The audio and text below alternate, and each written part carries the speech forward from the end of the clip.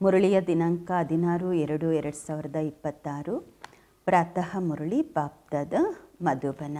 ತಂದೆ ತಿಳಿಸುತ್ತಾರೆ, ಮಧುರ ಮಕ್ಕಳೇ, ಪ್ರಾಣೇಶ್ವರ ತಂದೆ ಬಂದಿದ್ದಾರೆ.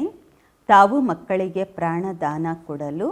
ಪ್ರಾಣದಾನ ಸಿಗುವುದು ಎಂದರೆ ಅರ್ಥ ತಮೋ ಪ್ರಧಾನರಿಂದ ಸತೋ ಪ್ರಧಾನರಾಗುವುದು. ಪ್ರಶ್ನೆ: ಡ್ರಾಮಾದ ಪ್ರತಿ ರಹಸ್ಯವನ್ನು ತಿಳಿದುಕೊಂಡಿರುವ ಕಾರಣ ಯಾವ ದೃಶ್ಯ ನಿಮಗಾಗಿ ಹೊಸದಲ್ಲ?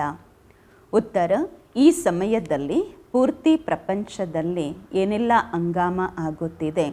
ವಿನಾಶ ಕಾಲಕ್ಕೆ ವಿಪರೀತ ಬುದ್ಧಿ ಉಳ್ಳವರಾಗಿ ತಮ್ಮ ಕುಲದ ಕೂನಿ ಮಾಡಲು, ನಾಶ ಮಾಡಲು ಅನೇಕ ಸಾಧನಗಳನ್ನು ತಯಾರು ಮಾಡುತ್ತಿದ್ದಾರೆ. ಇದೇನು ಹೊಸ ಮಾತಲ್ಲ, ಏಕೆಂದರೆ ತಾವು ತಿಳಿದುಕೊಂಡಿದ್ದೀರಾ, ಈ ಪ್ರಪಂಚವಂತೂ ಪರಿವರ್ತನೆ ಆಗಲೇಬೇಕು. ಮಹಾಭಾರತ ಯುದ್ಧದ ನಂತರವೇ ನಮ್ಮ ಹೊಸ ಪ್ರಪಂಚ ಬರುವುದು. ಗೀತೆ: ಯಾರು ಬಂದರು ಇಂದು ಬೆಳಗ್ಗೆ ಬೆಳಗ್ಗೆ ನಮ್ಮ ಮನಸ್ಸಿನ ಬಾಗಿಲಲ್ಲಿ. ಓಂ ಶಾಂತಿ. ಬೆಳಗ್ಗೆ ಬೆಳಗ್ಗೆ ಯಾರು ಬಂದರು ಮುರಳಿ ನುಡಿಸಲು? ಪ್ರಪಂಚದವರಂತೂ ಬಿಲ್ಕುಲ್ ಘೋರ ಅಂಧಕಾರದಲ್ಲಿದ್ದಾರೆ. ತಾವು ಈಗ ಮುರಳಿ ಕೇಳುತ್ತಿದ್ದೀರಾ. ಜ್ಞಾನಸಾಗರ ಪತಿತ ಪಾವನ ಪ್ರಾಣೇಶ್ವರ ತಂದೆಯಿಂದ. ಅವರಾಗಿದ್ದಾರೆ ಪ್ರಾಣವನ್ನು ರಕ್ಷಿಸುವಂತಹ ಈಶ್ವರ. ಹೇಳ್ತಾರಲ್ವ, ಏ ಈಶ್ವರ, ಈ ದುಃಖದಿಂದ ರಕ್ಷಿಸಿರಿ. ಅವರು ಹದ್ದಿನ ಸಹಯೋಗವನ್ನು ಬೇಡುತ್ತಾರೆ ಮನುಷ್ಯರು. ಈಗ ತಾವು ಮಕ್ಕಳಿಗೆ ಸಿಕ್ಕಿದೆ ಬೇಹದ್ದಿನ ಸಹಯೋಗ. ಏಕೆಂದರೆ ಬೇಹದ್ದಿನ ತಂದೆ ಅಲ್ವಾ, ಆದ್ದರಿಂದ ಬೇಹದ್ದಿನ ಸಹಯೋಗ ಸಿಗುತ್ತಿದೆ. ತಾವು ತಿಳಿದುಕೊಂಡಿದ್ದೀರಾ, ಆತ್ಮ ಗುಪ್ತವಾಗಿದೆ, ಮಕ್ಕಳ ಶರೀರ ಪ್ರತ್ಯಕ್ಷವಾಗಿದೆ ಅಂದಾಗ ತಂದೆಯ ಶ್ರೀಮತವಾಗಿದೆ ಮಕ್ಕಳ ಪ್ರತಿಯಾಗಿ. ಸರ್ವಶಾಸ್ತ್ರಮಯಿ ಶಿರೋಮಣಿ ಗೀತೆ ಪ್ರಸಿದ್ಧವಾಗಿದೆ. ಕೇವಲ ಅದರಲ್ಲಿ ಹೆಸರನ್ನು ಬರೆದಿದ್ದಾರೆ ಶ್ರೀಕೃಷ್ಣನದು. ಈಗ ತಾವು ತಿಳಿದುಕೊಂಡಿದ್ದೀರಾ ಶ್ರೀಮದ್ ಭಗವಾನು ವಾಚ. ಇದನ್ನು ಸಹ ತಿಳಿದುಕೊಂಡಿದ್ದೀರಾ, ಭ್ರಷ್ಟಾಚಾರಿಗಳನ್ನು ಶ್ರೇಷ್ಠಾಚಾರಿ ಮಾಡುವವರು ಒಬ್ಬ ತಂದೆಯಾಗಿದ್ದಾರೆ. ಅವರೇ ನರನಿಂದ ನಾರಾಯಣರನ್ನಾಗಿ ಮಾಡುತ್ತಾರೆ. ಕಥೆಯೂ ಇದೆ, ಸತ್ಯನಾರಾಯಣನ ಕತೆ. ಗಾಯನವೂ ಇದೆ, ಅಮರ ಕತೆ. ಅಮರಪುರಿಯ ಮಾಲೀಕರನ್ನಾಗಿ ಮಾಡುವಂತಹವರು, ನರನಿಂದ ನಾರಾಯಣ ಮಾಡುವಂತಹವರು ತಂದೆಯಾಗಿದ್ದಾರೆ. ಅಮರಪುರಿಗೆ ಮಾಲೀಕರು ಅಥವಾ ನರನಿಂದ ನಾರಾಯಣರನ್ನಾಗಿ ಮಾಡುವಂಥದ್ದು ಮಾತು ಒಂದೇ. ಇದಾಗಿದೆ ಮೃತ್ಯುಲೋಕ, ಈ ಪ್ರಪಂಚ. ಭಾರತವೇ ಅಮರಪುರಿಯಾಗಿತ್ತು, ಇದು ಯಾರಿಗೂ ಗೊತ್ತಿಲ್ಲ. ಇಲ್ಲಿಯೇ ಅಮರ ಬಾಬಾ ಪಾರ್ವತಿಯರಿಗೆ ಅಮರ ಕಥೆಯನ್ನು ತಿಳಿಸುತ್ತಿದ್ದಾರೆ. ಒಬ್ಬ ಪಾರ್ವತಿ ಅಥವಾ ಒಬ್ಬ ದ್ರೌಪದಿಯ ಮಾತಲ್ಲ. ಇದಂತೂ ತಾವು ಮಕ್ಕಳು ಬಹಳ ಕೇಳುತ್ತಿದ್ದೀರಾ. ಶಿವ ತಂದೆ ಬ್ರಹ್ಮರವರ ಮೂಲಕ ತಿಳಿಸುತ್ತಿದ್ದಾರೆ. ಬಾಬಾ ಹೇಳುತ್ತಾರೆ, ನಾನು ಬ್ರಹ್ಮರವರ ಮೂಲಕ ಮಧುರಾತಿ ಮಧುರ ಮಕ್ಕಳಿಗೆ ತಿಳಿಸುತ್ತಿದ್ದೇನೆ. ತಂದೆ ತಿಳಿಸುತ್ತಾರೆ, ಮಕ್ಕಳು ತಾವು ಆತ್ಮ ಅಭಿಮಾನಿ ಅವಶ್ಯವಾಗಿ ಆಗಬೇಕು. ತಂದೆಯೇ ತಯಾರು ಮಾಡುತ್ತಾರೆ. ಪ್ರಪಂಚದಲ್ಲಿ ಒಬ್ಬ ಮನುಷ್ಯ ಮಾತ್ರರೂ ಇಲ್ಲ ಅವರಿಗೆ ಆತ್ಮನ ಜ್ಞಾನ ಇರುವಂತಹವರು. ಆತ್ಮನಿಗೆ ಜ್ಞಾನ ಇಲ್ಲ, ಆತ್ಮನ ಜ್ಞಾನ ಆತ್ಮನಿಗಿಲ್ಲ ಅಂದಾಗ ಪರಮಾತ್ಮನ ಜ್ಞಾನ ಹೇಗಿರಲು ಸಾಧ್ಯ? ಹೇಳ್ತಾರೆ, ನಾವು ಆತ್ಮನೇ ಪರಮಾತ್ಮ ಎಂದು. ಎಷ್ಟು ದೊಡ್ಡ ತಪ್ಪು! ಪೂರ್ತಿ ಪ್ರಪಂಚ ಈ ದೊಡ್ಡ ತಪ್ಪಿನಲ್ಲಿ ಸಿಕ್ಕಿಕೊಂಡಿದೆ. ಬಿಲ್ಕುಲ್ ಕಲ್ಲು ಬುದ್ಧಿ. ಹೊರದೇಶದವರು ಸಹ ಏನು ಕಲ್ಲು ಬುದ್ಧಿ ಕಡಿಮೆ ಇಲ್ಲ. ಈ ಬುದ್ಧಿಯಲ್ಲಿ ಬರೋದಿಲ್ಲ. ಇದನ್ನು ಸಹ ವಿಚಾರದಲ್ಲಿ ಬರೋದಿಲ್ಲ. ನಾವೇನು ಬಾಂಬ್ಸ್ ತಯಾರು ಮಾಡ್ತಾ ಇದ್ದೀವಿ, ಇದು ನಮ್ಮ ಕುಲವನ್ನೇ ನಾಶ ಮಾಡ್ತೇವೆ.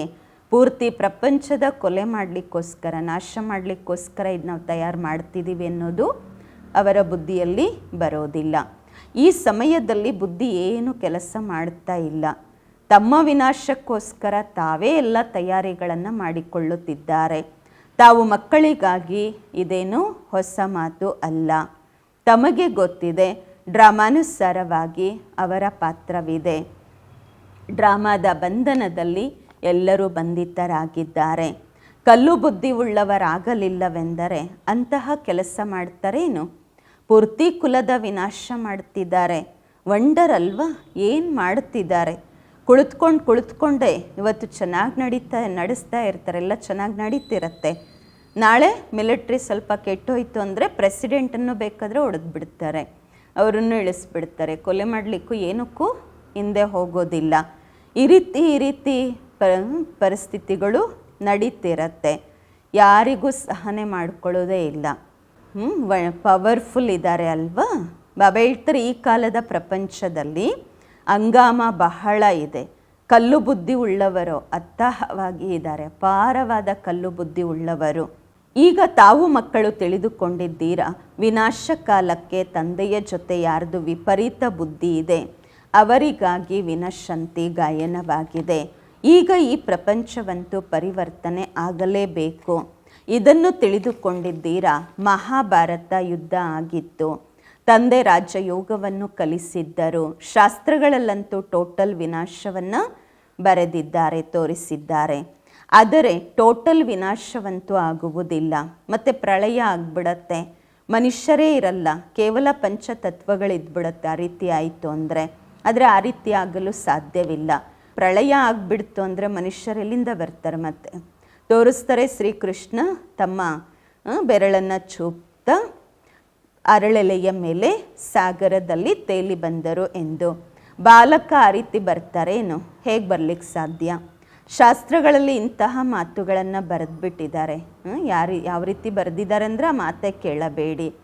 ಈಗ ನೀವು ಕುಮಾರಿಯರ ಮೂಲಕ ಈ ವಿದ್ವಾಂಸರು, ಭೀಷ್ಮ ಪಿತಾಮಹ ಅಂತಹವರಿಗೂ ಜ್ಞಾನದ ಬಾಣ ನಾಟುವುದು. ಮುಂದೆ ಹೋಗ್ತಾ ಅವರು ಸಹ ಬರ್ತಾರೆ. ಎಷ್ಟೆಷ್ಟು ತಾವು ಸರ್ವಿಸ್ನಲ್ಲಿ ಜೋರು ತುಂಬುತ್ತೀರಾ, ಬಾಬಾರವರ ಪರಿಚಯವನ್ನು ಎಲ್ಲರಿಗೂ ಕೊಡುತ್ತಿರುತ್ತೀರಾ, ಅಷ್ಟು ನಿಮ್ಮ ಪ್ರಭಾವ ಹೆಚ್ಚುವುದು. ವಿಘ್ನಗಳು ಬರುತ್ತೆ, ವಿಘ್ನಗಳೇ ಬರಲ್ಲ, ಎಲ್ಲ ಆಸಾನಿಯಿಂದ ಆಗತ್ತೆ ಅಂತ ಅಲ್ಲ, ವಿಘ್ನಗಳು ಸಹ ಬರುತ್ತವೆ. ಈ ಗಾಯನವೂ ಇದೆ. ಆಸುರಿ ಸಂಪ್ರದಾಯದವರು ಈ ಜ್ಞಾನ ಯಜ್ಞದಲ್ಲಿ ಬಹಳ ವಿಘ್ನಗಳನ್ನು ಹಾಕಿದ್ರು ಎಂದು. ಪಾಪ ಕಲ್ಲು ಬುದ್ಧಿ ಮನುಷ್ಯರು ಏನು ತಿಳ್ಕೊಳ್ಳೋದಿಲ್ಲ, ಇದೇನು ನಡೀತಾ ಇದೆ, ನಾವೇನು ಮಾಡ್ತಿದ್ದೀವಿ ಎಂದು ಹೇಳ್ತಾರೆ. ಇವರ ಜ್ಞಾನವೇ ಭಿನ್ನವಾಗಿದೆ. ಇದನ್ನು ತಾವು ತಿಳಿದುಕೊಂಡಿದ್ದೀರಾ. ಹೊಸ ಪ್ರಪಂಚಕ್ಕಾಗಿ ಈ ಮಾತುಗಳು ಹೊಸದನ್ಸುತ್ತೆ. ಬಾಬಾ ಹೇಳುತ್ತಾರೆ, ಈ ರಾಜಯೋಗ ನಿಮಗೆ ಬೇರೆ ಯಾರೂ ತಿಳಿಸಲು ಸಾಧ್ಯವಿಲ್ಲ, ಕಲಿಸಲಾಗುವುದಿಲ್ಲ. ಜ್ಞಾನ ಮತ್ತು ಯೋಗವನ್ನು ತಂದೆಯೇ ಕಲಿಸುತ್ತಿದ್ದಾರೆ. ಸದ್ಗತಿ ದಾತ ಒಬ್ಬ ತಂದೆಯಾಗಿದ್ದಾರೆ, ಅವರೇ ಪತಿತ ಪಾವನ ಆಗಿದ್ದಾರೆ ಅಂದಾಗ ಅವಶ್ಯವಾಗಿ ಪತಿತರಿಗೆ ಜ್ಞಾನ ಕೊಡ್ತಾರೆ ಅಲ್ವಾ. ತಾವು ಮಕ್ಕಳು ತಿಳಿದುಕೊಂಡಿದ್ದೀರಾ, ನಾವು ಪಾರಸ ಬುದ್ಧಿ ಉಳ್ಳವರಾಗಿ ಪಾರಸನಾಥ ಆಗುತ್ತೇವೆ. ಮನುಷ್ಯರು ಮಂದಿರಗಳನ್ನು ಎಷ್ಟು ಮಾಡ್ತಾರೆ, ಎಷ್ಟು ತಯಾರು ಮಾಡ್ತಾರೆ, ಆದರೆ ಅವ್ರು ಯಾರು, ಏನು ಮಾಡಿ ಹೋದರು, ಅರ್ಥ ಏನು ತಿಳಿದುಕೊಂಡಿಲ್ಲ. ಪಾರಸನಾಥನ ಮಂದಿರವೂ ಇದೆ, ಆದರೆ ಯಾರಿಗೂ ಗೊತ್ತಿಲ್ಲ. ಭಾರತ ಪಾರಸಪುರಿಯಾಗಿತ್ತು, ಚಿನ್ನ ವಜ್ರಗಳ ಮಹಲ್ಲುಗಳಿದ್ದವು. ಇದು ನೆನ್ನೆಯ ಮಾತಾಗಿದೆ. ಅವರಂತೂ ಲಕ್ಷಾಂತರ ವರ್ಷಗಳೆಂದು ಹೇಳುತ್ತಾರೆ, ಕೇವಲ ಒಂದು ಸತ್ಯಯುಗಕ್ಕೆ. ಈಗ ತಂದೆ ಹೇಳುತ್ತಾರೆ, ಪೂರ್ತಿ ಡ್ರಾಮಾವೇ 5000 ವರ್ಷಗಳದಾಗಿದೆ. ಆದ್ದರಿಂದ ಹೇಳಲಾಗುವುದು ಇಂದಿನ ಭಾರತ ಏನಾಗಿದೆ, ನಿನ್ನೆಯ ಭಾರತ ಏನಾಗಿತ್ತು. ಲಕ್ಷಾಂತರ ವರ್ಷಗಳಾಯಿತು ಅಂದರೆ ಯಾರಿಗೂ ಸ್ಮೃತಿಯಲ್ಲೂ ಇರುವುದಿಲ್ಲ. ತಾವು ಮಕ್ಕಳಿಗೆ ಈಗ ಸ್ಮೃತಿ ಬಂದಿದೆ. ತಮಗೆ ಗೊತ್ತಿದೆ, ಬಾಬಾ ಪ್ರತಿ 5000 ವರ್ಷಗಳ ನಂತರ ಬಂದು ನಮಗೆ ಸ್ಮೃತಿ ಕೊಡಿಸುತ್ತಿದ್ದಾರೆ. ತಾವು ಮಕ್ಕಳು ಸ್ವರ್ಗಕ್ಕೆ ಮಾಲೀಕರಾಗಿದ್ದೀರಿ. 5000 ವರ್ಷಗಳ ಮಾತಾಗಿದೆ. ಯಾರನ್ನೇ ಕೇಳಿ, ಈ ಲಕ್ಷ್ಮೀನಾರಾಯಣರ ರಾಜ್ಯ ಯಾವಾಗಿತ್ತು, ಎಷ್ಟು ವರ್ಷವಾಯಿತೆಂದು. ಲಕ್ಷಾಂತರ ವರ್ಷಗಳೆಂದು ಹೇಳುತ್ತಾರೆ. ತಾವು ತಿಳಿಸಬಹುದು, 5000 ವರ್ಷಗಳ ಮಾತು ಇದಾಗಿದೆ. ಹೇಳ್ತಾರೆ, ಕ್ರೈಸ್ತನಿಗಿಂತ ಇಷ್ಟು ಸಮಯದ ಮೊದಲು ಸ್ವರ್ಗವಿತ್ತು. ಬಾಬಾ ಬಂದಿದ್ದಾರೆ ಭಾರತದಲ್ಲಿ. ಇದನ್ನು ಸಹ ಮಕ್ಕಳಿಗೆ ತಿಳಿಸಲಾಗಿದೆ. ಬಾಬಾರವರ ಜನ್ಮದಿನವನ್ನು ಆಚರಿಸುತ್ತೇವೆ ಅಂದಾಗ ಅವಶ್ಯವಾಗಿ ತಂದೆ ಏನೋ ಅಂತಹ ಕಾರ್ಯವನ್ನು ಮಾಡಿ ಹೋಗಿದ್ದಾರೆ. ಅಂತಹ ಕಾರ್ಯ ಮಾಡಲಿಕ್ಕೆ ಈಗ ಬಂದಿದ್ದಾರೆ. ಪತಿತ ಪಾವನ ಇದ್ದಾರೆ ಅಂದಾಗ ಅವಶ್ಯವಾಗಿ ಬಂದು ಪಾವನರನ್ನಾಗಿ ಮಾಡುತ್ತಿದ್ದಾರೆ. ಜ್ಞಾನ ಸಾಗರ ಆಗಿದ್ದಾರೆ ಅಂದಾಗ ಅವಶ್ಯವಾಗಿ ಜ್ಞಾನವನ್ನು ಕೊಡ್ತಾರಲ್ವ. ಯೋಗದಲ್ಲಿ ಕುಳಿತುಕೊಳ್ಳಿ, ತಮ್ಮನ್ನು ತಾವು ಆತ್ಮ ಎಂದು ತಿಳಿದು ತಂದೆಯನ್ನು ನೆನಪು ಮಾಡಿ. ಇದು ಜ್ಞಾನ ಆಯಿತು ಅಲ್ವಾ. ಅವ್ರದ್ದಾಗಿದೆ ಹಠಯೋಗ. ಅವರ ಹಠಯೋಗಿಗಳು ಕಾಲ ಮೇಲೆ ಹತ್ತಿಸ್ಕೊಂಡು ಕೂತ್ಕೊಳ್ತಾರೆ, ಏನೇನೆಲ್ಲ ಮಾಡುತ್ತಾರೆ. ತಾವು ಮಾತೇರು ಆ ರೀತಿ ಎಲ್ಲ ಮಾಡಲಿಕ್ಕಾಗಲ್ಲ, ಆ ರೀತಿ ಕೂತ್ಕೊಳ್ಳೋಕ್ಕೂ ಆಗೋದಿಲ್ಲ. ಬಾಬಾ ಹೇಳುತ್ತಾರೆ, ಮಧುರ ಮಕ್ಕಳೇ, ಇಲ್ಲಿ ನೀವೇನು ಮಾಡುವ ಅವಶ್ಯಕತೆ ಇಲ್ಲ. ಶಾಲೆಯಲ್ಲಿ ವಿದ್ಯಾರ್ಥಿಗಳು ನಿಯಮಬದ್ಧವಾಗಿ ಕುಳಿತುಕೊಳ್ಳುತ್ತಾರೆ ಅಲ್ವಾ? ತಂದೆಯಂತೂ ಆ ರೀತಿ ಹೇಳೋದಿಲ್ಲ. ಹೇಗೆ ಬೇಕೋ ಹಾಗೆ ಕುಳಿತುಕೊಳ್ಳಿ, ಕುಳಿತುಕೊಂಡು ಸುಸ್ತಾದರೆ ಮಲಗಿಕೊಳ್ಳಿ, ಒಳ್ಳೆಯದು, ಪರವಾಗಿಲ್ಲ, ಮಲಕ್ಕೊಂಡು ಬಾಬರವರನ್ನು ನೆನಪು ಮಾಡಿ. ಬಾಬಾ ಯಾವ ಮಾತಿನಲ್ಲಿಯೂ ಸಹ ಮನಾ ಮಾಡೋದಿಲ್ಲ. ಬಿಲ್ಕುಲ್ ಸಹಜವಾಗಿ ತಿಳಿದುಕೊಳ್ಳುವ ಮಾತಾಗಿದೆ. ಇದರಲ್ಲಿ ಯಾವುದೇ ಕಷ್ಟದ ಮಾತು ಇಲ್ಲ. ಬಲೆ ಎಷ್ಟೇ ಕಾಯಿಲೆ ಇರಲಿ ಗೊತ್ತಿಲ್ಲ, ಕೇಳ್ತಾ ಶುಭಾಬರವರ ನೆನಪಿನಲ್ಲಿ ಇರ್ತಾ ತನುವಿನಿಂದ ಪ್ರಾಣನೇ ಹೊರಟೋಗಬಹುದು. ಗಾಯನವು ಮಾಡ್ತಾರಲ್ವ, ಗಂಗಾ ತಟದಲ್ಲಿ ಇರಬೇಕು, ಗಂಗಾ ಜಲ ಬಾಯಲ್ಲಿ ಇರಬೇಕು, ಆಗ ಪ್ರಾಣ ತನುವಿನಿಂದ ಹೋಗಬೇಕೆಂದು. ಅದೆಲ್ಲ ಭಕ್ತಿ ಮಾರ್ಗದ ಮಾತುಗಳು, ವಾಸ್ತವದಲ್ಲಿ ಜ್ಞಾನಾಮೃತದ ಮಾತಾಗಿದೆ. ತಾವು ತಿಳಿದುಕೊಂಡಿದ್ದೀರಾ, ಸತ್ಯವಾಗಿ ಆ ರೀತಿಯೇ ಪ್ರಾಣ ಹೋಗಬೇಕು. ತಾವು ಮಕ್ಕಳು ಬಂದಿದ್ದೀರಾ ಪರಮಧಾಮದಿಂದ, ನಮ್ಮನ್ನು ಬಿಟ್ಟು ಹೋಗ್ತಾರೆ ಅಂತ ಹೇಳ್ತೀರಾ. ಬಾಬಾ ಹೇಳ್ತಾರೆ, ನಾನಂತೂ ನಿಮ್ಮನ್ನು ಬಿಟ್ಟು ಹೋಗಲ್ಲ, ನಿಮ್ಮನ್ನು ಜೊತೆಯಲ್ಲಿ ಕರೆದುಕೊಂಡು ಹೋಗುತ್ತೇನೆ. ನಾನು ಬಂದಿದ್ದೇನೆ ನೀವು ಮಕ್ಕಳನ್ನು ವಾಪಸ್ ಮನೆಗೆ ಕರೆದುಕೊಂಡು ಹೋಗಲು. ನೀವು ತಮ್ಮ ಮನೆಯ ಬಗ್ಗೆಯೂ ತಿಳಿದುಕೊಂಡಿರಲಿಲ್ಲ, ಆತ್ಮನ ಬಗ್ಗೆಯೂ ಗೊತ್ತಿರಲಿಲ್ಲ. ಮಾಯೆ ಬಿಲ್ಕುಲ್ ರೆಕ್ಕೆಗಳನ್ನು ಕತ್ತರಿಸಿತ್ತು, ಮುರಿದಾಕಿತ್ತು. ಅದಕ್ಕಾಗಿ ಆತ್ಮ ಆರಲಾಗುತ್ತಿಲ್ಲ, ಏಕೆಂದರೆ ತಮೋ ಪ್ರಧಾನ. ಎಲ್ಲಿಯವರೆಗೆ ಸತೋ ಪ್ರಧಾನ ಆಗುವುದಿಲ್ಲ, ಅಲ್ಲಿಯವರೆಗೆ ಶಾಂತಿಧಾಮದಲ್ಲಿ ಹೇಗೆ ಹೋಗಲು ಸಾಧ್ಯ? ಇದನ್ನು ತಿಳಿದುಕೊಂಡಿದ್ದೀರಾ? ಡ್ರಾಮಾ ಪ್ಲ್ಯಾನ್ ಅನುಸಾರವಾಗಿ ಎಲ್ಲರೂ ಸತೋ ಪ್ರಧಾನ ಆಗಲೇಬೇಕು. ಈ ಸಮಯದಲ್ಲಿ ಪೂರ್ತಿ ವೃಕ್ಷ ಬಿಲ್ಕುಲ್ ತಮೋ ಪ್ರಧಾನ, ಜಡೀಭೂತವಾಗಿದೆ. ಮಕ್ಕಳು ತಿಳಿದುಕೊಂಡಿದ್ದೀರಾ, ಎಲ್ಲ ಆತ್ಮರು ತಮೋ ಪ್ರಧಾನರಾಗಿದ್ದಾರೆ. ಹೊಸ ಪ್ರಪಂಚದಲ್ಲಿ ಸತೋ ಪ್ರಧಾನರಿರುತ್ತೇವೆ. ಇಲ್ಲಿ ಸತೋ ಪ್ರಧಾನ ಅವಸ್ಥೆ ಯಾರ್ದು ಇಲ್ಲ. ಇಲ್ಲಿ ಆತ್ಮ ಪವಿತ್ರವಾಯಿತೆಂದರೆ ಇಲ್ಲಿ ನಿಲ್ಲಲಾಗುವುದಿಲ್ಲ. ಏಕದಮ್ ಆತ್ಮ ಓಡಿ ಹೋಗುತ್ತದೆ. ಎಲ್ಲರೂ ಭಕ್ತಿ ಮಾಡುತ್ತಾರೆ ಮುಕ್ತಿಗಾಗಿ ಅಥವಾ ಶಾಂತಿಧಾಮದಲ್ಲಿ ಹೋಗಲು, ಆದರೆ ಯಾರೂ ವಾಪಸ್ ಹೋಗಲು ಸಾಧ್ಯವಿಲ್ಲ. ಲಾ ಹೇಳುವುದಿಲ್ಲ. ತಂದೆ ಈ ಎಲ್ಲ ರಹಸ್ಯವನ್ನು ಕುಳಿತು ತಿಳಿಸುತ್ತಾರೆ ಧಾರಣೆ ಮಾಡಿಕೊಳ್ಳಲು. ಮತ್ತೆಯೂ ಸಹ ಮುಖ್ಯ ಮಾತಾಗಿದೆ, ತಂದೆಯನ್ನು ನೆನಪು ಮಾಡಬೇಕು, ಸ್ವದರ್ಶನ ಚಕ್ರವನ್ನು ತಿರುಗಿಸಬೇಕು, ಸ್ವದರ್ಶನ ಚಕ್ರಧಾರಿ ಆಗಬೇಕು. ಬೀಜವನ್ನು ನೆನಪು ಮಾಡುವುದರಿಂದ ಪೂರ್ತಿ ವೃಕ್ಷ ಬುದ್ಧಿಯಲ್ಲಿ ಬರುವುದು. ವೃಕ್ಷ ಮೊದಲು ಚಿಕ್ಕದಾಗಿರುತ್ತೆ, ಅನಂತರ ದೊಡ್ಡದಾಗತ್ತೆ. ಅನೇಕ ಧರ್ಮಗಳಿವೆ ಅಲ್ವಾ? ತಾವು 1 ಸೆಕೆಂಡಿನಲ್ಲಿ ತಿಳಿದುಕೊಳ್ಳುತ್ತೀರಾ. ಪ್ರಪಂಚದಲ್ಲಿ ಯಾರಿಗೂ ಗೊತ್ತಿಲ್ಲ. ಮನುಷ್ಯ ಸೃಷ್ಟಿಯ ಬೀಜ ರೂಪ ಎಲ್ಲರಿಗೂ ಒಬ್ಬ ತಂದೆ ಇದ್ದಾರೆ. ತಂದೆ ಎಂದಿಗೂ ಸರ್ವವ್ಯಾಪಿ ಆಗುವುದಿಲ್ಲ. ದೊಡ್ಡದಕ್ಕಿಂತ ದೊಡ್ಡ ತಪ್ಪೇ ಇದಾಗಿದೆ, ಭಗವಂತನಿಗೆ ಸರ್ವವ್ಯಾಪಿ ಎಂದು ಹೇಳಿರುವುದು. ತಾವು ತಿಳಿಸುತ್ತೀರಾ, ಮನುಷ್ಯರಿಗೆ ಎಂದಿಗೂ ಭಗವಂತ ಎಂದು ಹೇಳಲಾಗುವುದಿಲ್ಲ. ತಂದೆ ಎಲ್ಲ ಮಾತುಗಳನ್ನು ಮಕ್ಕಳಿಗೆ ಸಹಜವಾಗಿ ತಿಳಿಸುತ್ತಾರೆ. ಯಾರ ಅದೃಷ್ಟದಲ್ಲಿರುತ್ತೆ, ನಿಶ್ಚಯವಿರುತ್ತೆ, ಅವರು ಅವಶ್ಯವಾಗಿ ತಂದೆಯಿಂದ ಆಸ್ತಿ ಪಡೆಯುತ್ತಾರೆ. ನಿಶ್ಚಯವೇ ಇಲ್ಲವೆಂದರೆ ಎಂದಿಗೂ ಈ ಜ್ಞಾನವನ್ನು ಅರ್ಥ ಮಾಡಿಕೊಳ್ಳುವುದೇ ಇಲ್ಲ. ಅದೃಷ್ಟದಲ್ಲಿ ಇಲ್ಲವೆಂದರೆ ಪುರುಷಾರ್ಥ ಏನು ಮಾಡ್ತಾರೆ? ಅದೃಷ್ಟದಲ್ಲೇ ಇಲ್ಲ ಅಂದರೆ ಅವ್ರು ಯಾವ ರೀತಿ ಕೂತ್ಕೊಂಡಿರ್ತಾರೆ ಅಂದರೆ ಅವ್ರಿಗೇನೂ ಅರ್ಥ ಆಗ್ತಿರೋದಿಲ್ಲ. ಅಷ್ಟು ನಿಶ್ಚಯ ಇರೋದಿಲ್ಲ. ಬಾಬಾ ಬಂದಿದ್ದಾರೆ ಬೇಹದ್ದಿನ ಆಸ್ತಿ ಕೊಡಲು. ಹೇಗೆ ಯಾರಾದರೂ ಹೊಸ ವ್ಯಕ್ತಿಗಳು ಮೆಡಿಕಲ್ ಕಾಲೇಜಲ್ಲಿ ಹೋಗಿ ಕೂತ್ಕೊಂಡ್ರೆ ಏನು ತಿಳ್ಕೊಳ್ತಾರೆ? ಏನೂ ತಿಳಿದುಕೊಳ್ಳುವುದಿಲ್ಲ.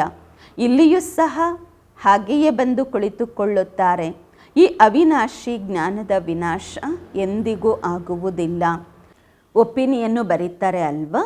ಮುಂದೆ ಹೋಗ್ತಾ ಸ್ವಲ್ಪ ಹತ್ತಲಿಕ್ಕೆ ಮುಂದುವರಿಲಿಕ್ಕೆ ಪ್ರಯತ್ನನೂ ಮಾಡ್ತಾರೆ. ಆದರೆ ಆ ಸಮಯದಲ್ಲಿ ಬಲೆ ಕಷ್ಟ ಅನ್ನಿಸ್ಬಹುದು. ಏಕೆಂದರೆ ಆ ಸಮಯದಲ್ಲಿ ಬಹಳ ಹಂಗಾಮನೂ ಆಗಬಹುದು. ದಿನ ಪ್ರತಿದಿನ ಬಿರುಗಾಳಿಗಳು ಹೆಚ್ಚುತ್ತಲೇ ಹೋಗುತ್ತವೆ. ಇಷ್ಟೆಲ್ಲ ಸೆಂಟರ್ಸ್ ಇವೆ, ಒಳ್ಳೆಯ ರೀತಿ ತಿಳ್ಕೊಳ್ಳಬೇಕು ಅಲ್ವಾ? ಇದನ್ನು ಬರೆಯಲಾಗಿದೆ ಬ್ರಹ್ಮರವರ ಮೂಲಕ ಸ್ಥಾಪನೆ. ವಿನಾಶವೂ ಸಹ ಸನ್ಮುಖದಲ್ಲಿ ನೋಡುತ್ತಾರೆ. ವಿನಾಶವಂತೂ ಆಗಲೇಬೇಕು. ಸರ್ಕಾರ ಹೇಳುತ್ತೆ ಜನ್ಮ ಕಡಿಮೆ ಆಗಬೇಕೆಂದು, ಆದರೆ ಇದರಲ್ಲಿ ಏನು ಮಾಡಲಿಕ್ಕೆ ಸಾಧ್ಯ? ವೃಕ್ಷದ ವೃದ್ಧಿಯಂತೂ ಆಗತ್ತೆ. ಎಲ್ಲಿಯವರೆಗೆ ತಂದೆ ಇದ್ದಾರೆ ಅಲ್ಲಿಯವರೆಗೆ ಎಲ್ಲ ಧರ್ಮ ಆತ್ಮರು ಇಲ್ಲಿ ಇರಲೇಬೇಕು. ಯಾವಾಗ ಹೋಗುವಂತಹ ಸಮಯ ಬರುತ್ತೆ ಆಗ ಆತ್ಮಗಳು ಮೇಲಿಂದ ಬರುವುದು ಬಂದಾಗತ್ತೆ. ಈಗಂತೂ ಎಲ್ಲರೂ ಬರಲೇಬೇಕು. ಆದರೆ ಈ ಮಾತನ್ನು ಯಾರು ತಿಳಿದುಕೊಳ್ಳುವುದಿಲ್ಲ. ಬಾಪೂಜಿಯವರು ಸಹ ಹೇಳ್ತಿದ್ರು, ರಾವಣ ರಾಜ್ಯ ಇದೆ, ನಮಗೆ ರಾಮರಾಜ್ಯ ಬೇಕು ಎಂದು ಹೇಳ್ತಾರೆ. ಇಂತಹವರು ಸ್ವರ್ಗವಾಸಿಗಳಾದರೆಂದು. ಇದರ ಅರ್ಥ ಏನು? ಇದು ನರಕ, ಇಲ್ಲಿ ನರಕದಲ್ಲಿದ್ದರು ಅಂತ ಅಲ್ವಾ? ಮನುಷ್ಯರು ಅಷ್ಟನ್ನು ಸಹ ತಿಳಿದುಕೊಳ್ಳುವುದಿಲ್ಲ. ಸ್ವರ್ಗವಾಸಿಗಳಾದರು ಅಂದರೆ ಒಳ್ಳೆಯದೇ ಅಲ್ವಾ? ಅವಶ್ಯವಾಗಿ ನರಕವಾಸಿಗಳಾಗಿದ್ದರು. ಬಾಬಾ ತಿಳಿಸುತ್ತಾರೆ, ಮನುಷ್ಯರ ಮುಖ ಮನುಷ್ಯರಂತೆ ಇದೆ, ಆದರೆ ವ್ಯವಹಾರ ಮಂಗಗಳಂತೆ ಇದೆ. ಎಲ್ಲರೂ ಗಾಯನ ಮಾಡುತ್ತಾರೆ ಪತಿತ ಪಾವನ ಸೀತಾರಾಮ್ ಎಂದು. ನಾವು ಪತಿತರಾಗಿದ್ದೇವೆ, ಪಾವನರನ್ನಾಗಿ ಮಾಡುವವರು ತಂದೆಯಾಗಿದ್ದಾರೆ. ಅವರೆಲ್ಲರೂ ಭಕ್ತಿ ಮಾರ್ಗದ ಸೀತೆಯರು, ತಂದೆ ರಾಮ ಆಗಿದ್ದಾರೆ. ಸೀದಾ ಹೇಳಿದ್ರೆ ಯಾರಿಗಾದರೂ ಒಪ್ಪೋದಿಲ್ಲ, ಡೈರೆಕ್ಟಾಗಿ ಹೇಳಿದ್ರೆ ಅರ್ಥ ಮಾಡಿಕೊಳ್ಳೋದಿಲ್ಲ. ರಾಮನನ್ನು ಕರೀತಾರೆ. ಈಗ ತಾವು ಮಕ್ಕಳಿಗೆ ತಂದೆ ಮೂರನೆಯ ನೇತ್ರವನ್ನು ಕೊಟ್ಟಿದ್ದಾರೆ. ತಾವು ಹೇಗೆ ಬೇರೆ ಪ್ರಪಂಚದವರೇ ಆಗಿಬಿಟ್ಟಿದ್ದೀರಾ. ಹಳೆಯ ಪ್ರಪಂಚದಲ್ಲಿ ಏನೆಲ್ಲ ಮಾಡುತ್ತಿರುತ್ತಾರೆ, ಈಗ ತಾವು ತಿಳಿದುಕೊಂಡಿದ್ದೀರಾ. ತಾವು ಮಕ್ಕಳು ಬುದ್ಧಿಹೀನರಿಂದ ಬುದ್ಧಿವಂತರಾಗಿದ್ದೀರಾ.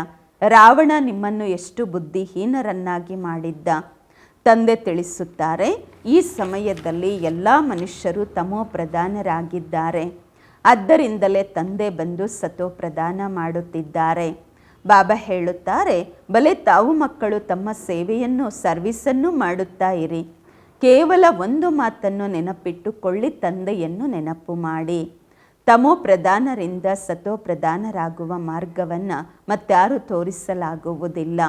ಸರ್ವರ ಆತ್ಮಿಕ ಸರ್ಜನ್ ಒಬ್ಬರೇ ಆಗಿದ್ದಾರೆ. ಅವರೇ ಬಂದು ಆತ್ಮರಿಗೆ ಇಂಜೆಕ್ಷನ್ ಕೊಡುತ್ತಾರೆ.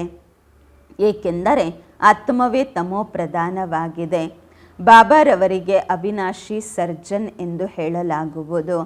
ಈಗ ಆತ್ಮ ಸತೋ ಪ್ರಧಾನದಿಂದ ತಮೋ ಪ್ರಧಾನವಾಗಿದೆ. ಇದಕ್ಕೆ ಇಂಜೆಕ್ಷನ್ ಬೇಕು.